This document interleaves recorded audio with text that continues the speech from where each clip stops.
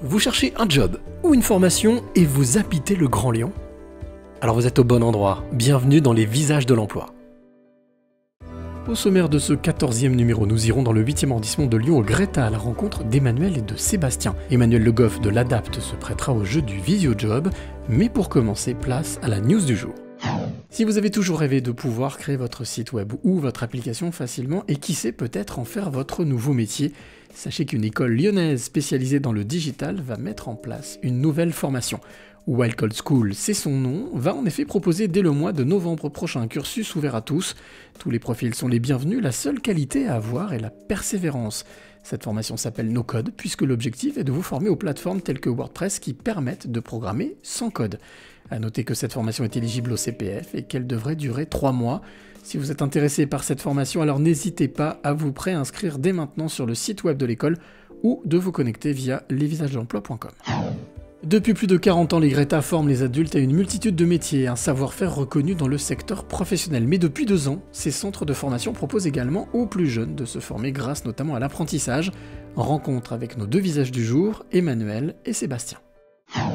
Suite à la mise en place par le gouvernement en septembre 2018 de la réforme sur la formation, le Greta de Lyon, comme tous les autres de France, a désormais la possibilité de proposer au jeune public de se former dans le cadre de l'apprentissage.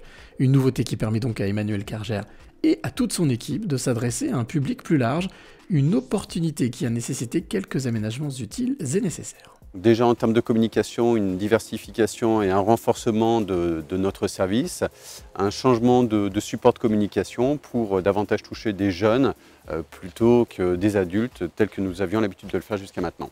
Une petite révolution qui depuis sa mise en place semble porter ses fruits. Première année 2019, nous avons formé 93 apprentis.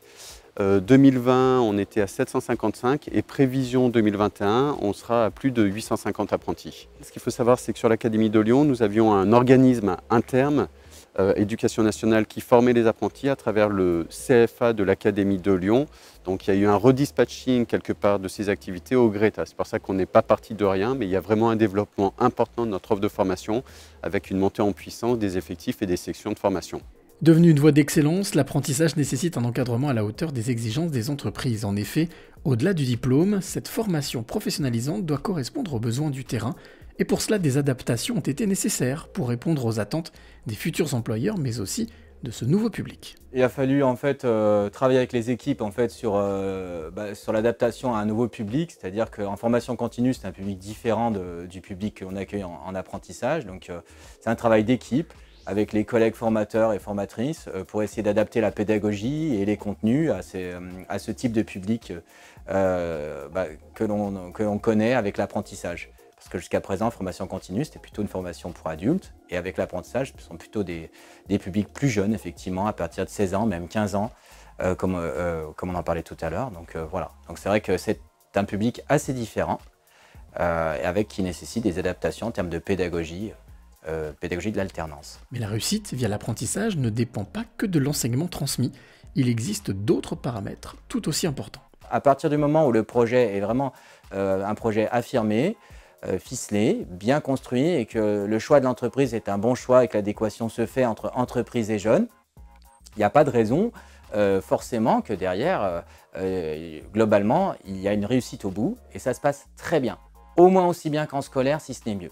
Une formule gagnant-gagnant dont la durée de formation peut durer entre 6 et 36 mois. Pour en savoir plus, n'hésitez pas à prendre contact avec le Greta de Lyon. Les métiers de la santé et de l'aide sociale vous intéressent et vous cherchez un job dans ce secteur, alors écoutez bien ce qui suit, c'est le Visio-Job du jour. Je suis Emmanuel Le Goff, je suis responsable du pôle insertion professionnelle à l'Adapt Rhône Métropole de Lyon. L'Adapt, c'est une association qui a plus de 90 ans. C'est l'association nationale pour l'insertion sociale et professionnelle des personnes en situation de handicap. On est toujours en recrutement, mais c'est vrai qu'actuellement, on est en recherche d'une infirmière, par exemple. On va être sûrement en recrutement d'une ergothérapeute et on est régulièrement en recrutement sur des postes de chargé d'insertion professionnelle ou conseiller d'insertion professionnelle. Les intitulés peuvent être différents, mais c'est des postes qu'on recrute régulièrement. Donc, on a besoin de candidats.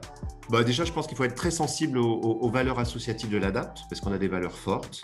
Il faut avoir envie de travailler en équipe pluridisciplinaire, en lien avec l'extérieur, que ce soit le monde du soin, le monde de l'entreprise. Surtout, on est très présent dans les entreprises. Donc ça, il faut avoir cette appétence-là pour venir travailler à l'ADAPT. C'est important. Voilà, les visages de l'emploi, c'est fini pour aujourd'hui. N'oubliez pas que vous pouvez retrouver toutes les infos sur notre site lesvisagesdelemploi.com. À très bientôt pour un nouveau numéro.